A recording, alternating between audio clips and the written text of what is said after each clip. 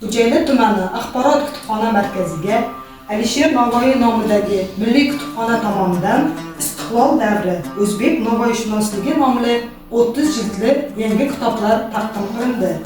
Ushbu kitoblarning 6-jildida tarix hukmi shunga guvohki, xalqchil, insonparvar va yuksak san'at namunasi bo'lgan asarlardagina davrlar sinovidan o'tib, yangi avlodlarga ma'naviyat va ma'rifat nurlarini taratib, mahbub va ardobli meros sifatida qadrlanadi.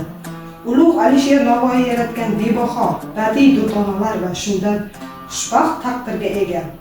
Yana shu ham haqiqatli buyuk obidalarni bunyod eta olgan umri bezovor mutafakkirlarning har bir so'zi inson va insoniyat, hayot va jamiyat haqidagi qarashlari, go'zallik, nafosat borasida bildirgan mulohazalari qimmatli va qadrlidir. Zero ular pok qalb va ezgu niyatning zukko, aql va benazir terang shuurning ummonida yuzaga kelgan bo'lib, g'oyat kuchli, umumchashma xususiyatlarga egadir.